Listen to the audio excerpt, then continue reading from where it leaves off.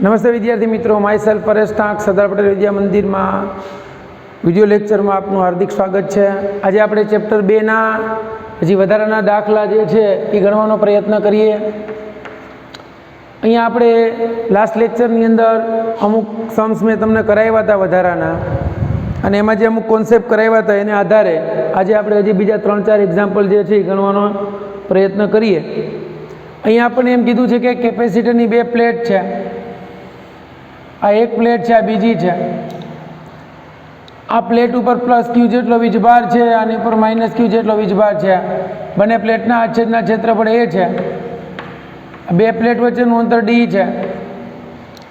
તો તમને એમ કીધું છે કે આ પ્લેટ વડે આના પર લાગતું બળ F બરાબર 1/2 CV²/d સાબિત કરો। બરાબર બાળકો?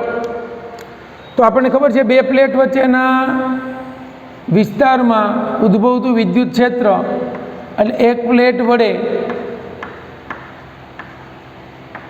બીજી પ્લેટ પર ઉદ્ભવતું વિદ્યુત ક્ષેત્ર, એ વિદ્યુત ક્ષેત્ર E = σ/2ε0 થશે। જો મેં અંદરના વિસ્તારમાં નથી કીધું, અંદરના વિસ્તારમાં વિદ્યુત ક્ષેત્ર કીધું હોત તો કેટલું થાત? તો એ આપણને ખબર છે કે σ/ε0 થાય કેપેસિટરની બે પ્લેટ વચ્ચે, પણ અહીંયા એક પ્લેટ વડે બીજી પ્લેટ પર એ σ/ε0 જેટલું 2ε0 જેટલું થાય। હવે વિદ્યુત ક્ષેત્ર મળી ગયું, તો હવે આટલા ક્ષેત્ર વડે લાગતું બળ F = Q × E થાય। પરંતુ σ = Q/A એના પરથી Q = σ/A થાય। તો હવે તમે જુઓ તો F = Q = σ × A અને વિદ્યુત ક્ષેત્ર E = σ/2ε0 એટલે આ મળી ગયું σ²A/2ε0। હવે ફરી પાછો આનો જ ઉપયોગ કરીએ, σ = Q/A તો Q² એ એના છેદમાં A²2ε0 એ કેન્સલ થઈ ગયા, એટલે બળ F = Q²/2ε0 A। આ સમીકરણને ડી વડે ભાગી નાખું, ઉપર નીચે અંશ છેદમાં ડી વડે ભાગતા 2ε0 A/d। અહીંયા લખવું હોય તો લખી નાખાય અંશ અને છેદને ડી વડે ભાગતા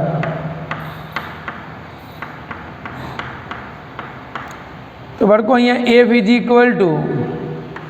Q²/2CD થઈ ગયું, કારણ કે આના બરાબર C = ε0 A/d।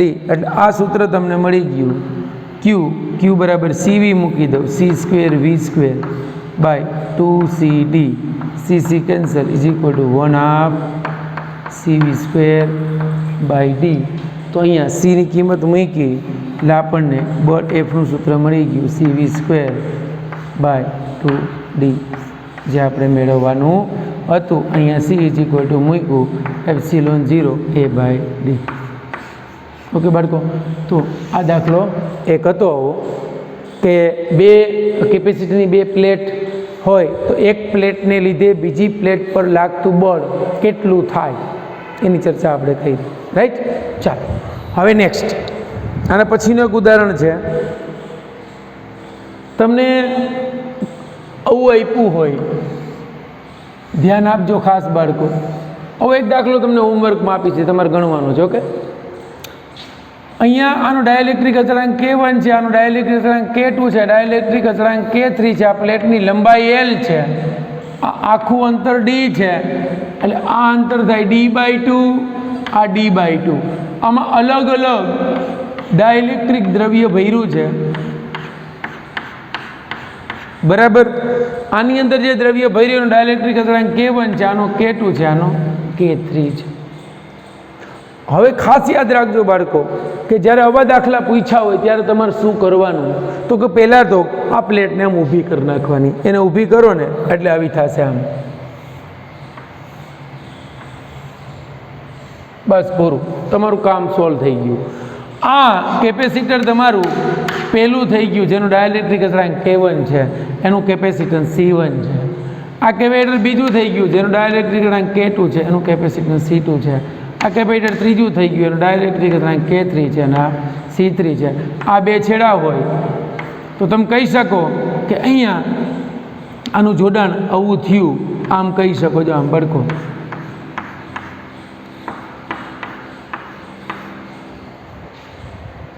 કારણ કે આવું થાય ત્યારે આ બંને સમાંતર થઈ ગયા, એટલે આ C1, આ C2 અને આ C3, પૂરું।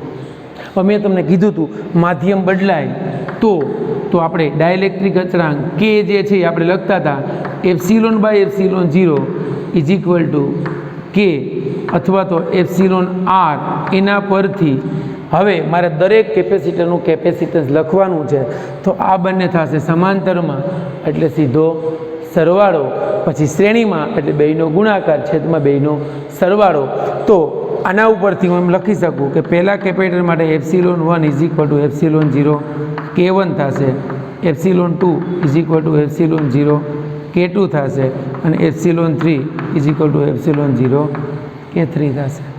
આ પહેલું કેપેસિટર છે એના માટે આ અંતર d/2 થાય, આ અંતર d/2 થશે, બરાબર સમજો। આ લંબાઈ L છે, ક્ષેત્રફળ નથી બદલાતું, આ લંબાઈ L/2 એટલે આ બેના ક્ષેત્રફળ અડધા થઈ ગયા, આ બંને સમાંતર જોડાણમાં થઈ ગયા। હવે દરેકના કેપેસિટર મેળવી લઈએ। જો હવે C1 બરાબર ε1, ક્ષેત્રફળ એમનેમ રહેશે, એ અંતર અડધું થશે d/2, ક્લિયર બાળકો?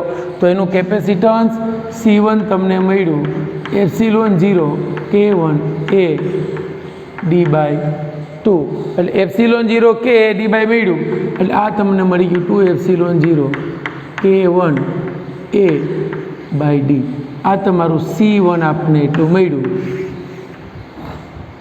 હવે આપણે કયું મેળવવાનું છે, તો કે C2 અને C3, તો કે હવે C2 બરાબર લખશું ε2, એનું ક્ષેત્રફળ અડધું થશે, એનું અંતરે અડધું થશે, એટલે એ મળશે આપણને ε0 K2 a/d, તથા સેમ C3 કેટલું થશે, C3 બરાબર ε0 K3 a/d થશે।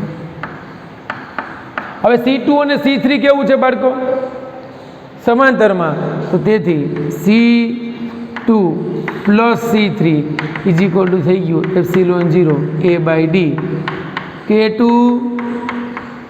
પ્લસ K3, બસ। હવે આ જે છે ને એને હું C' કહી દઉં, બરાબર? તો કે હવે શું થઈ ગયું, હવે તો કે પહેલું કેપેસિટર અને આ C' એ શ્રેણીમાં થઈ ગયું।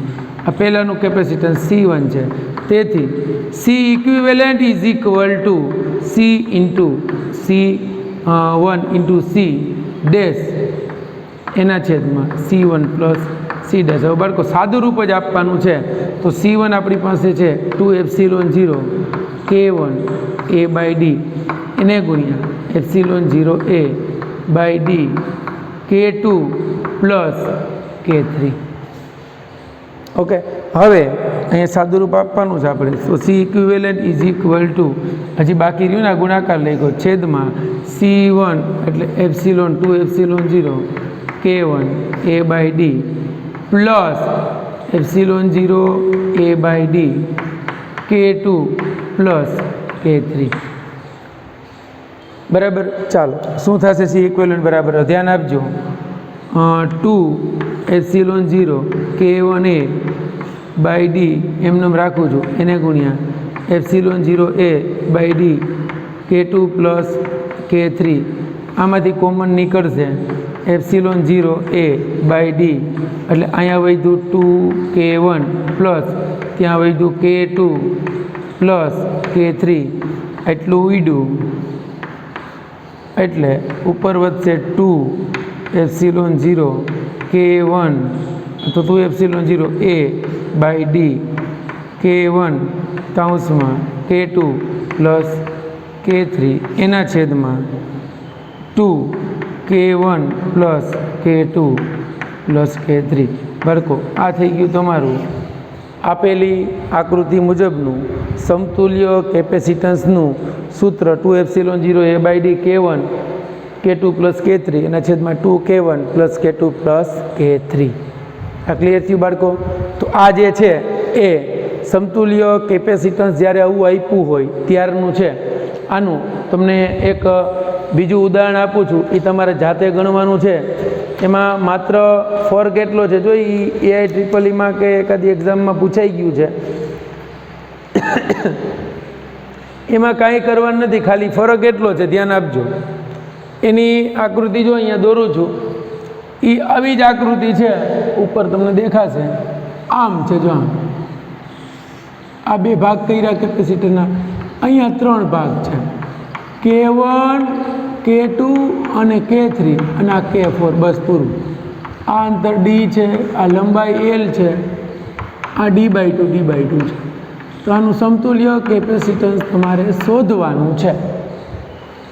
ક્લિયર બાળકો? ચાલો એટલું લખી લ્યો, પછી આગળ વધીએ.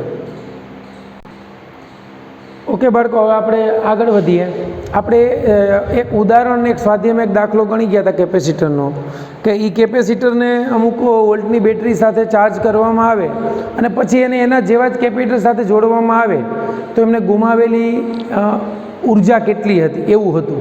એમાં અહીંયા એક આપણને સરસ દાખલો આપ્યો છે કે 4 માઇક્રોફેરાડના કેપેસિટરને 4 માઇક્રોફેરાડનું એક કેપેસિટર છે, C=4 માઇક્રોફેરાડે, એને 200 વોલ્ટના વિદ્યુત સ્થિતિમાન વડે બાળકો વિદ્યુત ભારિત કર્યું છે. તો એને પછી છૂટું પાડી અને એના જેવા કેપેસિટર નહીં, પણ આ C1 એટલું છે, પછી એને 2 માઇક્રોફેરાડના કેપેસિટર સાથે સમાંતરમાં જોડવામાં આવે છે. તો હવે પરિપથમાં ગુમાવાતી ઉર્જા કેટલી? તો અહીંયા શરૂઆતમાં ઉર્જા કેટલી થશે બોલો?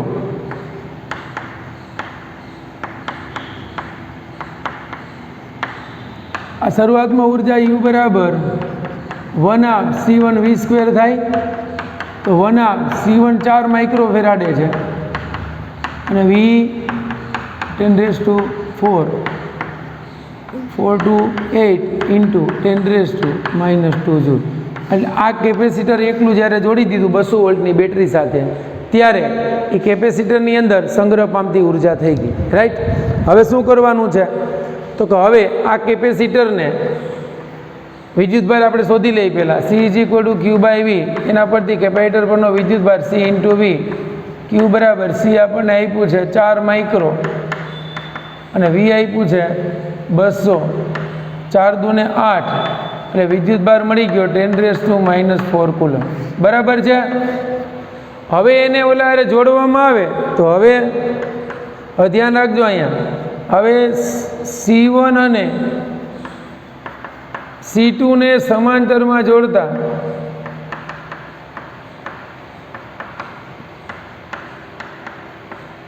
વિદ્યુત સ્થિતિમાનનો તફાવત બે માટે કોમન જ રહેશે. કેટલો થશે? વિદ્યુત સ્થિતિમાનનો તફાવત V = કુલ વિદ્યુતભાર તો આપણને ખબર છે, Q/કુલ કેપેસિટન્સ બેયનો સરવાળો થશે. કેવું જોડાણ છે? સમાંતર. એટલે Q કેટલું આપ્યું છે? 8 × 10⁻⁴ એના છેદમાં C1 C2, એટલે C4 4 ને 2 6 ગુણ્યા 10⁻⁶, એટલે V = 4 એના છેદમાં 3 એને ગુણ્યા 10⁻², એટલે આપણને મળી ગયા 400/3 વોલ્ટ. સમાંતરમાં જોડો ત્યારે આ સમાન વિદ્યુત સ્થિતિમાનનો તફાવત આવ્યો 400/3 વોલ્ટ. બરાબર? 2 વોલ્ટના કેપેસિટર સાથે જોડતા આપણને વિદ્યુત સ્થિતિમાનનો તફાવત એટલો મળી ગયો. રેડી? હવે આપણને વ્યય પામતી ઉર્જા કીધી છે, તો હવે તંત્રની વિદ્યુત ઉર્જા U = 1/2 C શું થશે? સરવાળો × V², પૂરું. આ ઉર્જા થઈ ગઈ એની 1/2 C1 4 + 2 × 10⁻⁻6 અને વિદ્યુત સ્થિતિમાન 4/3 3નો square U is equal to 1/2 4 ને 2 6 ચોકે ચોકે 16 એના છેદમાં 9 2 તેરી 6 3 તેરી 9 એટલે ઉર્જા બરાબર 16ના છેદમાં 3 એને ગુણ્યા 10⁻2 જૂલ. આ તંત્રની ઉર્જા થઈ.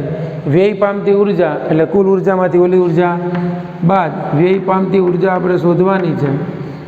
વ્યય પામતી ઉર્જા બરાબર આ મૂળ ઉર્જા હતી, આ નવી ઉર્જા હતી બરાબર. તો મૂળ ઉર્જાને U0 કહી દઈએ આપણે.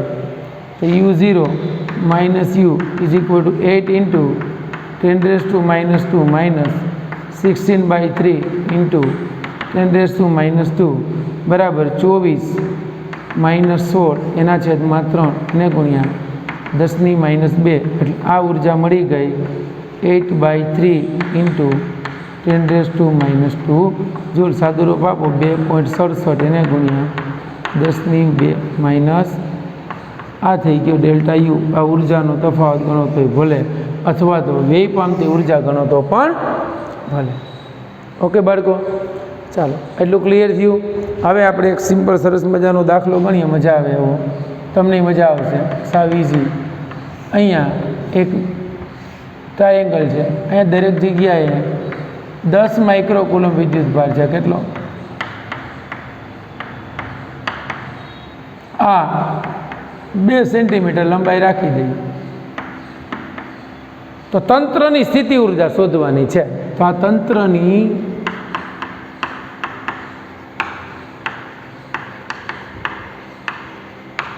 સ્થિતિ ચાલો મળી જશે. કયું સૂત્ર આવશે બોલો? ત્રણેય જગ્યાએ સમાન વિદ્યુત ભારનું વિતરણ છે તો મારે તંત્રની સ્થિતિ ઉર્જા ગણવી હોય તો મારે સૂત્ર કયું મૂકવાનું થશે બોલો? યસ, પહેલાંનું K Q1 Q2/R2, બીજાનું K Q1 Q2/R2. રેડી? ચાલો, આ જે છે અહીં તંત્રની સ્થિતિ ઉર્જા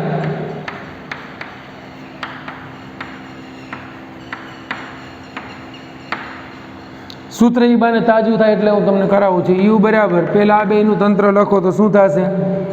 કે Q1 Q2/R.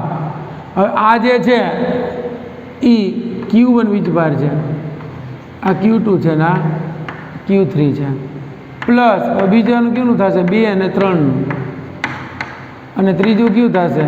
ત્રીજું અને પહેલું. બસ પૂરું.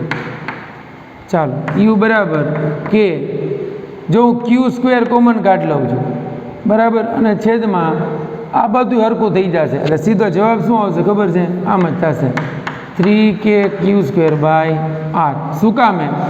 તો કે Q1 બરાબર Q2 બરાબર Q3 છે, એના બરાબર 10 માઇક્રોકુલમ છે, અને R1 બરાબર R2 બરાબર R3 એના બરાબર R છે, એ 2 સેન્ટીમીટર છે. પૂરું થઈ ગયું. સીધી કિંમત મૂકી દો તો સીધી ઉર્જા યુ બરાબર 3. આનું કેટલું થશે? 9 એને ગુણ્યા 10⁹ એને ગુણ્યા Q² એટલે 10 એનો વર્ગ માઇક્રો 10⁻12 એના છેદમાં R એટલે 2 ઇન્ટુ 10⁻². સાદુરૂપ આપો યુ ઇઝ ઇક્વલ ટુ 27/2 એટલે 13.5 એને ગુણ્યા 2 ઉપર આવે 11 બરાબર. 11 ને 2 13, 13માંથી 1 12 જાય એટલે 1, એટલે આ ઉર્જા થઈ 135 જૂલ. થોડી ખબર પડી કે ન પડી બાળકો? આ અંતર જે છે એ 2 સેન્ટીમીટર. જો 4 સેન્ટીમીટર હોત ને તો ઉર્જા આના કરતાં અડધી થઈ જાય. ખબર પડી? મતલબ એ પ્રમાણે ફેર થતો જાય. 4 મૂક્યા હોત તો અહીંયા કેટલા આવે? 4 આવે, 27/4 થઈ જાય. ઓકે, તો આ દાખલો સમજાણો. આ એક સ્થિતિ ઉર્જાનો દાખલો તમારે રિપીટ થયો. ક્લિયર? ચાલો, તો આ જે છે એ વધારાના દાખલા આપણે એટલા કર્યા. હજી તમને એક સૂત્ર લખાવી દો પછી આપણે આ લેક્ચર પૂરો કરીએ આજનો. જ્યારે તમને કોઈ નળાકાર આપ્યો હોય બરાબર, ઓકે, આમ તો આ દાખલો જે છે તમે લખી લ્યો, પછી હજી દાખલો કરાવી દો. ચાલો, મસ્ત છે. ચાલો બાળકો, જો સરસ મજાનો એક ઉદાહરણ કરાવું છું. દાખલો મતલબ ધ્યાન આપજો. અહીંયા તમને ઘણી વખત એમ કહે છે, આવો દાખલો વિદ્યુત ભારમાંય પૂછાય છે, વિદ્યુત ક્ષેત્રમાંય પૂછાય છે. બરાબર. અને કેપેસિટન્સમાં પૂછાય છે. અહીંયા આપણને એમ કીધું છે, અત્યારે હું તમને વિદ્યુત સ્થિતિમાનનો ગણાવું છું, રાઈટ. હવે એ પછી તમારે કેપેસિટન્સમાં જોઈ લેવાનું શું થાય છે. એમ કીધું કે આ એક પાણીનું બૂંદ છે, આ બૂંદની ત્રિજ્યા આર છે અને આ બૂંદ પરનો વિદ્યુત ભાર ક્યુ છે. બરાબર સમજજો. અરે હું અહીંયા તમને દાખલો ગણાવી દઉં છું. એક બૂંદ આપ્યું છે, એનો વીજભાર તમને આપ્યો છે 3 × 10⁻10⁻, 3 × 10⁻−10 કુલમ. આવા n બરાબર 8 બૂંદ ભેગા થાય છે. કેટલા? 8 બૂંદ ભેગા થઈ અને એક મોટું બૂંદ બનાવે છે. એની ત્રિજ્યા આર છે. ધ્યાન આપજો. અહીંયા 8 આપી દીધા છે. n બરાબર 8 બૂંદ, એની ત્રિજ્યા આર શોધવાની કીધી છે. સીધી મળી જવી જોઈએ. પહેલાં હું તમને આ કોન્સેપ્ટ કરાવી દઉં છું. અહીંયા જોજો કે આ વિદ્યુતભાર ક્યુ છે, તો નાના ગોળાનું, નાના બૂંદનું વિદ્યુત સ્થિતિમાન, નાના બૂંદનું વિદ્યુત સ્થિતિમાન V = KQ/R થાય. તો કે હા.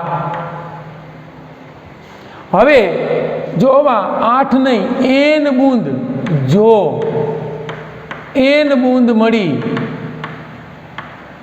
મોટું બૂંદ બનતું હોય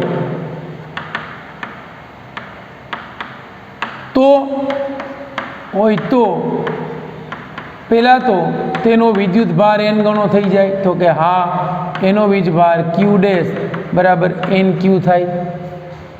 રેડી. તો અહીંયા મોટો ગોળો બને તો મોટા ગોળા માટે વિદ્યુત ભાર Q' = 8Q થાય. તો કે હા, બરાબર ને. હવે આ Q' મળ્યું આપણને NQ, વિસ્થિતિમાન આપણને એટલું મળ્યું. હવે મોટા ગોળાનું કદ અથવા તો મોટા બૂંદનું કદ એના બરાબર n નાના બૂંદનું કદ. બરાબર ને. n નાના બૂંદનું કદ. તો અહીંયા પેરેલલ ગણવું હોય તો શું લખશું? નાના કેટલા? તો કે 8, અથવા તો એમ લખું તો ચાલશે કે મોટા બૂંદનું કદ બરાબર 8 નાના બૂંદનું કદ. બરાબર ને.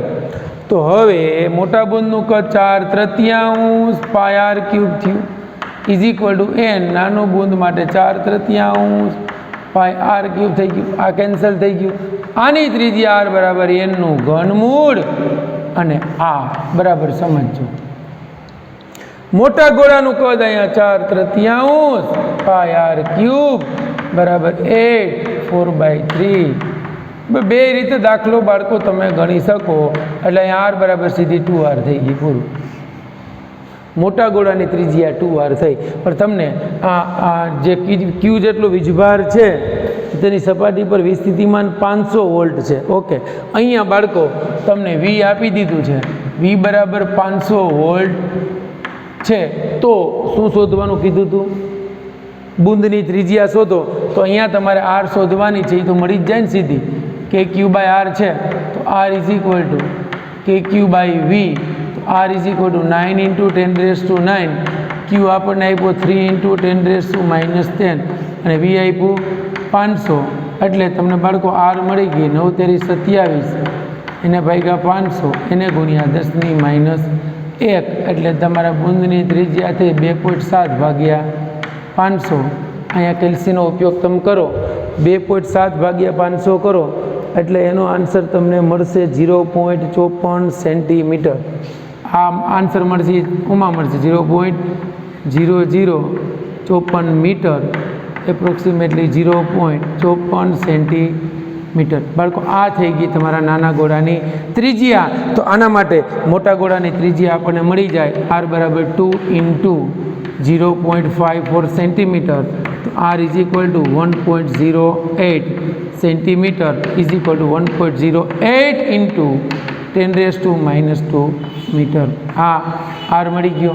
હવે હવે તો કે ક્યુ આપણને ખબર છે તો આ ક્યુ ડેશ મળી જાય ક્યુ ડેશ બરાબર 8 × 3 × 10⁻10 મળી ગયું તો ક્યુ ડેશ = 24 ચાલો આ તો મળી ગયું ગોળાનો વિદ્યુત ભાર મળી ગયો ગોળાની ત્રિજ્યા મળી ગઈ તો હવે મોટા બુંદનું વિદ્યુત સ્થિતિમાન તો મળી જ જાય ને સીધું કેટલું થશે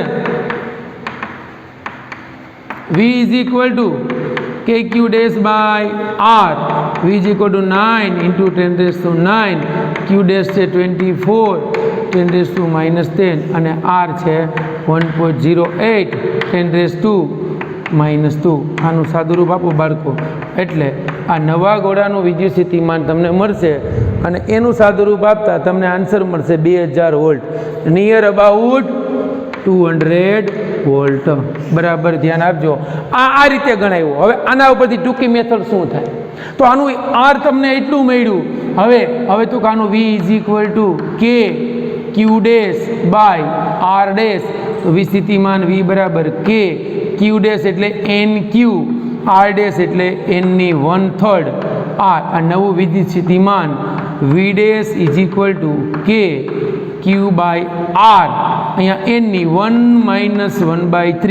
તો નવા વિદ્યુત સ્થિતિમાનનું સૂત્ર બાળકો તમે સીધું આવું મૂકી શકો KQ by R પરંતુ KQ by R એટલે મૂળ વિદ્યુત સ્થિતિમાન થયું તો અહીંયા આ ગોળાનું નવું વિદ્યુત સ્થિતિમાન V dash બરાબર અહીંયા થશે n2/3 V જેટલું તો આ સીધી કિંમત મૂકો તમને મળી જાય બરાબર કેમ મળે તો કે આ n 8 બૂંદ આપ્યા nનું ઘનમૂળ કાઢો તો કેટલું થાય 2 અને V કેટલું આપ્યું 500 તો અહીંયા તમારો જવાબ જે છે એ તમને મળી શકે કેલ્ક્યુલેટ કરો એટલે બરાબર છે તો અહીંયા n = 2/3 n ની 2/3 ઘાત છે બરાબર તો અહીંયા n આપણને કેટલા આપ્યા છે જુઓ નવું વિસ્થિતિમાન V બરાબર n ની 2/3 એને ગુણ્યા V આ સીધું V ડેશ જો તાળો મેળવીએ છીએ તો V ડેશ બરાબર n આપ્યા 8 2/3 એને ગુણ્યા V આપ્યા હતા 500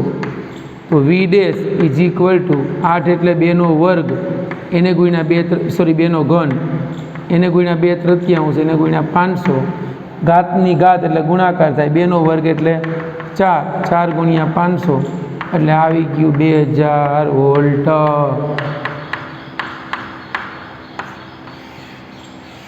સમજાણું બાળકો એટલું ક્લિયર થયું તો આ વધારાના સમ્સ જે મેં તમને કરાવ્યા છે એ ધ્યાનથી થોડાક જોજો અને સમજજો ઓકે બાળકો ચાલો આ લેક્ચર અહીંયા પૂરો કરીએ છીએ બેસ્ટ ઓફ લક